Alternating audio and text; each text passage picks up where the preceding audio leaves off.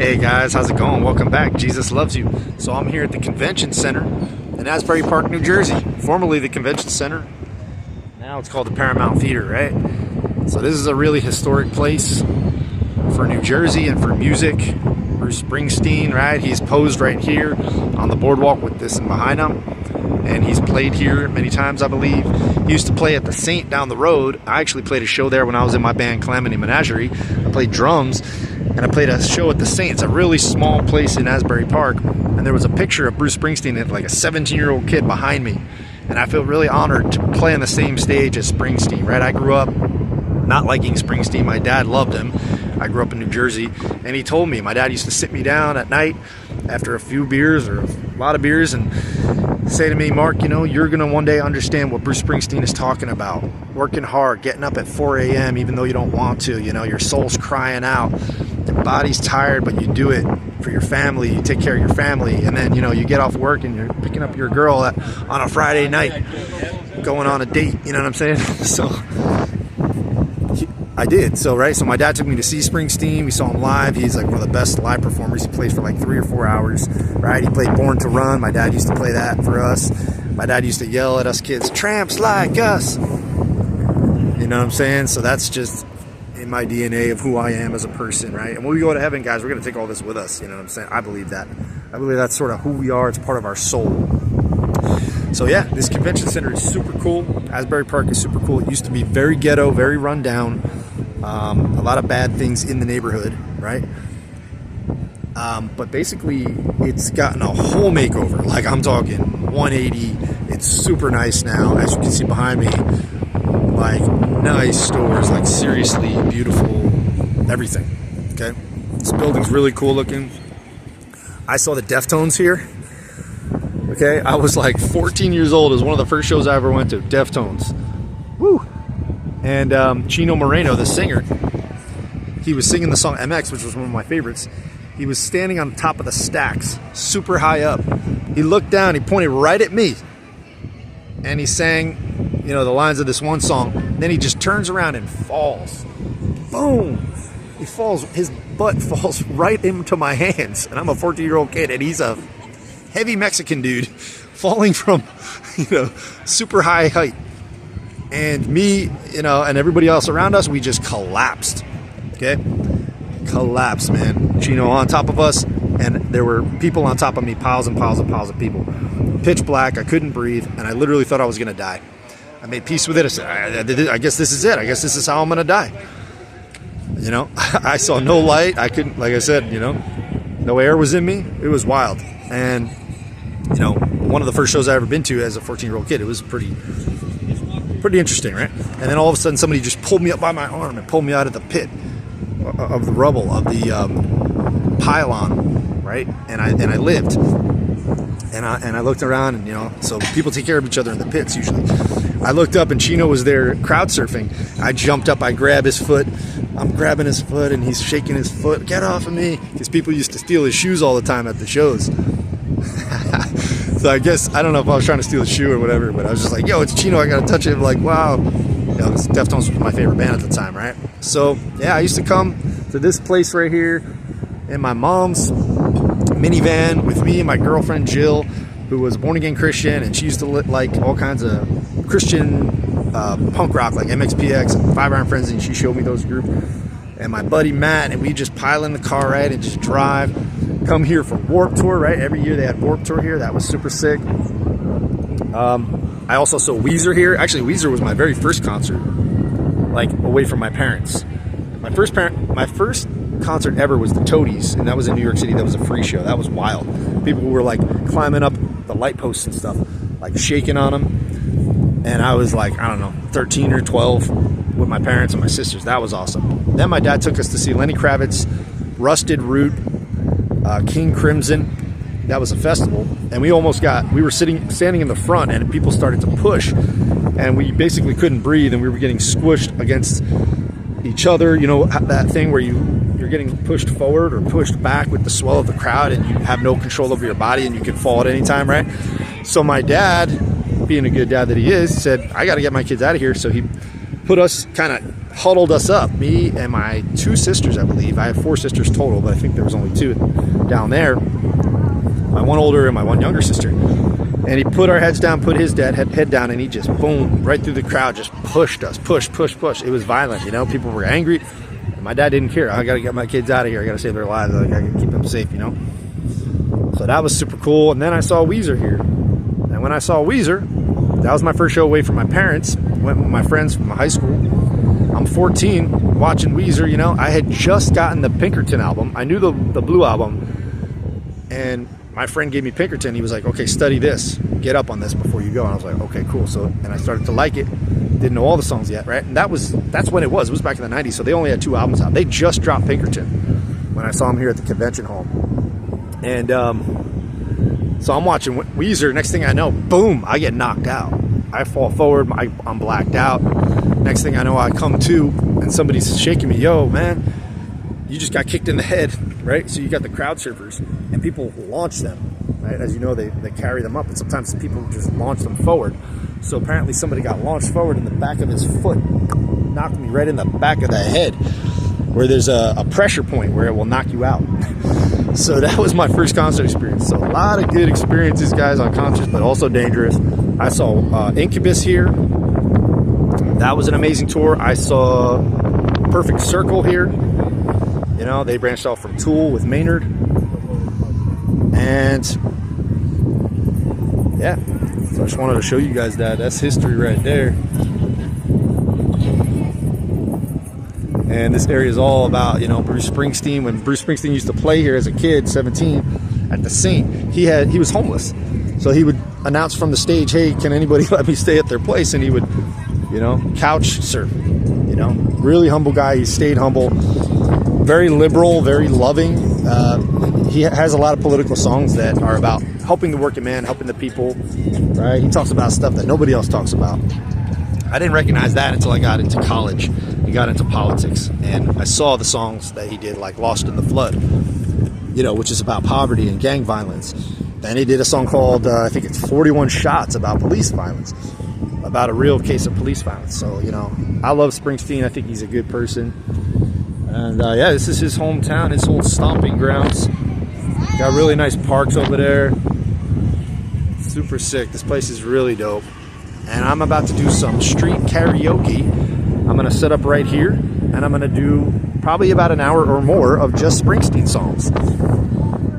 Just like I did at Strawberry Fields on 72nd Street in Manhattan, I did only John Lennon and Beatles songs. Here I'm going to do some Springsteen.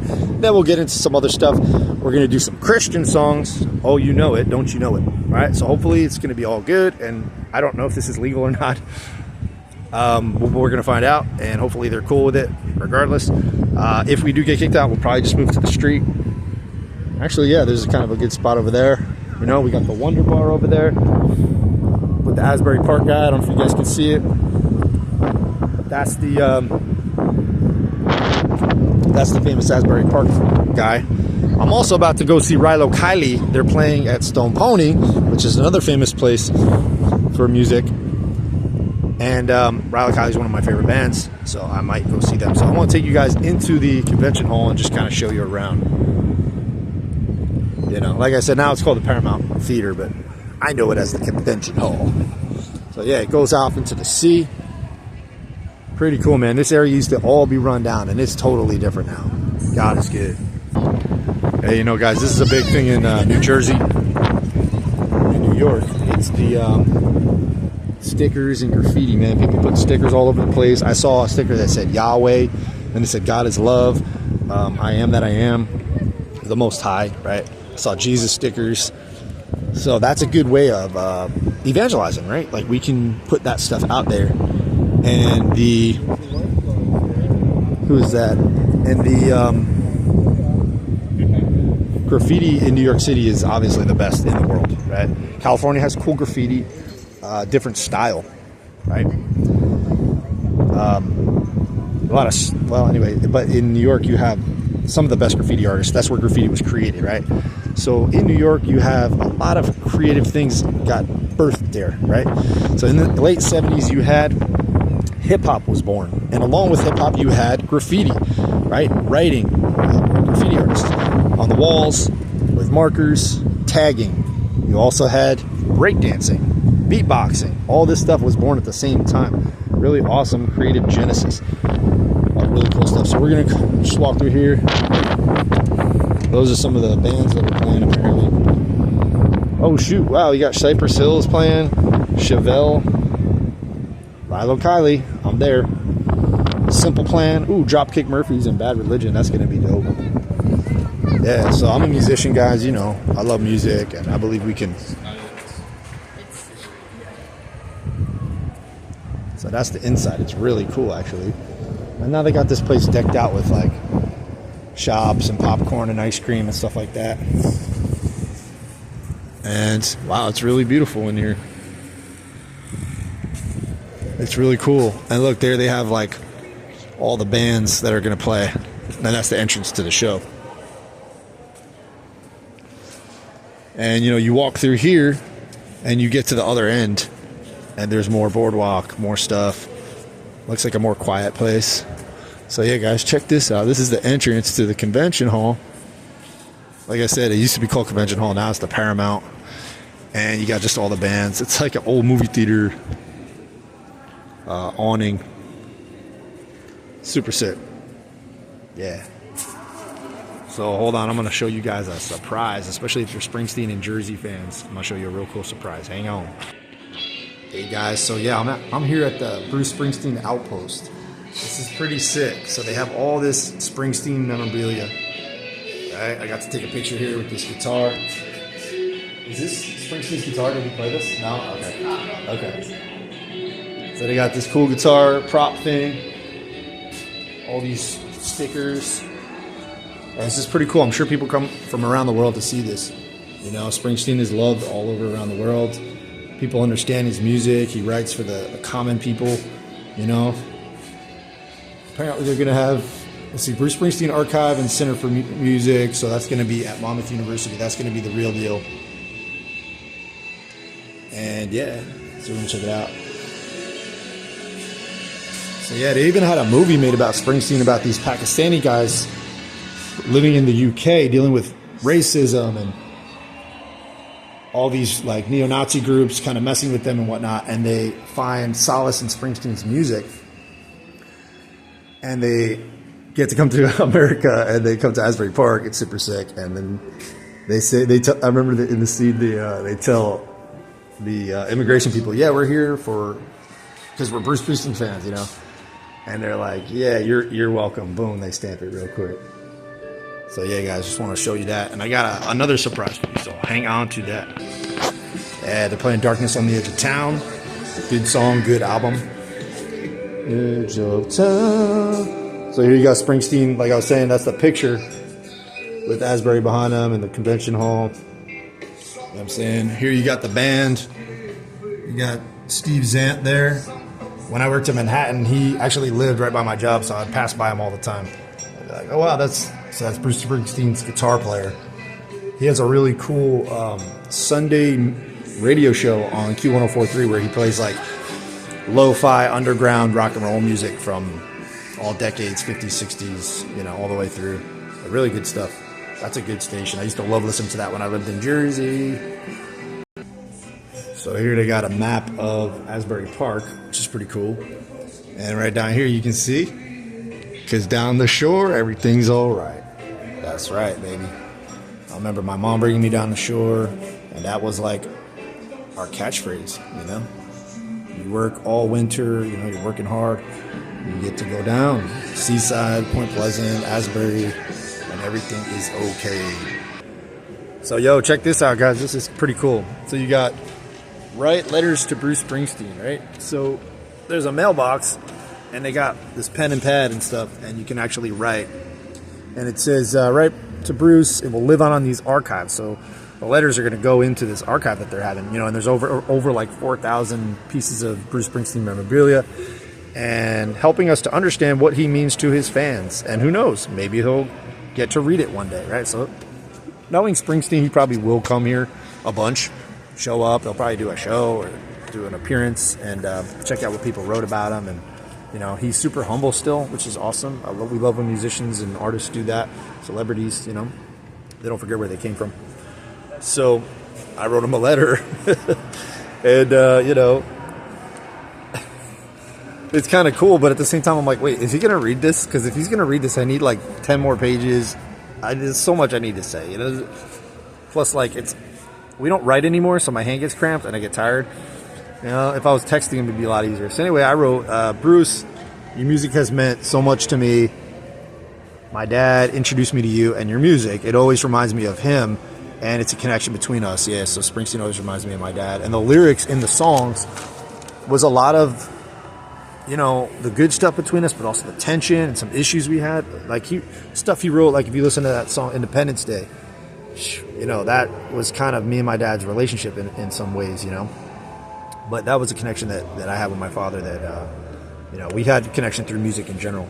So that's pretty cool. So I wrote that you write what I have lived. You are my favorite writer. He is. He's my favorite singer-songwriter as far as lyrically. You know, I love his music for sure, but the writing is the best. I don't know any better writer. I actually think he's probably the best poet in a way. And so I wrote that. My favorite line is, man, the poets down here don't write nothing at all. They just stand back and let it all be. That's my favorite line.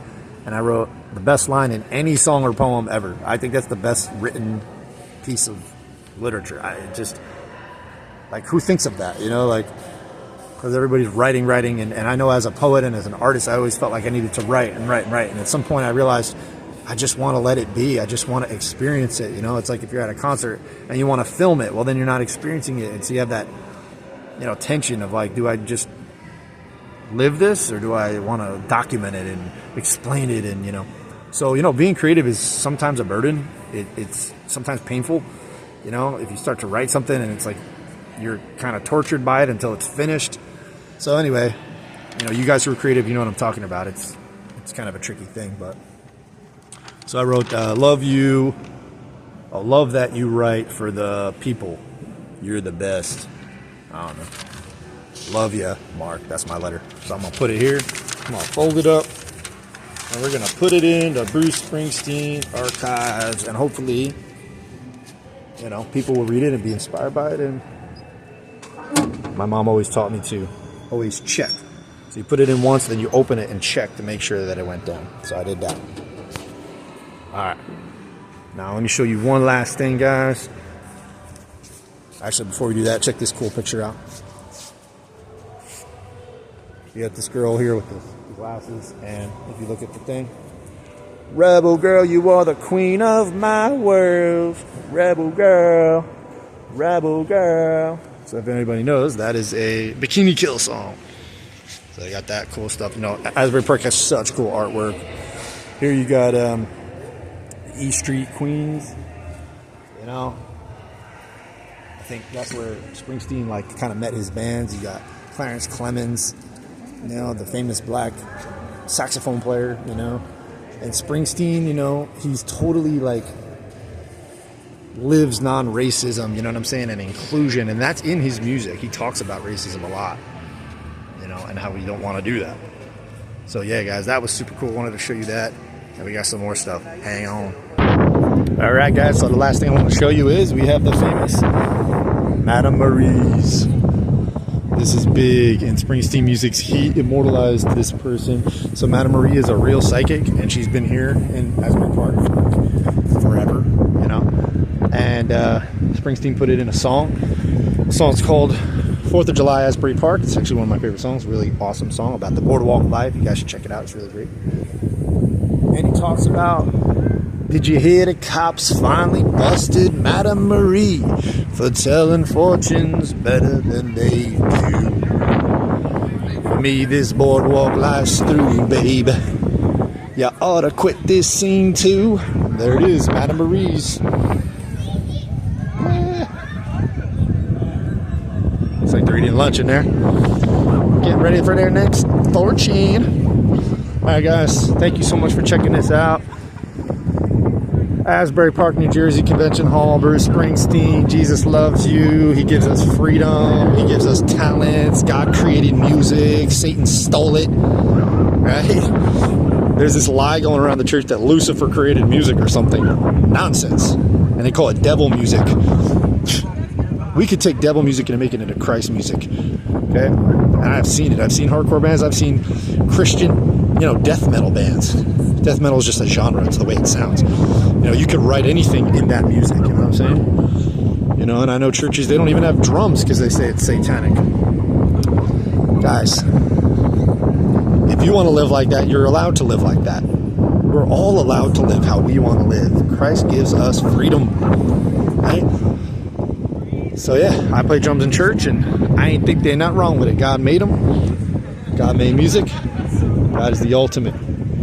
Yeah, you got this cool record store too, man. Record stores are obsolete, as you guys know. It's great to see those, Remember those days, just buying a new record? Well, for me it was CDs, it wasn't records. You know what I'm saying? But just getting that new one and popping it open. I was just telling my friend about, I got my first Tori Amos CD. I was buying some CDs, and this guy, he had a Tori Amos CD called From the Choir Girl Hotel, which is my favorite one. And he looked at me and he just slipped it into my bag. And I was like, wow, okay.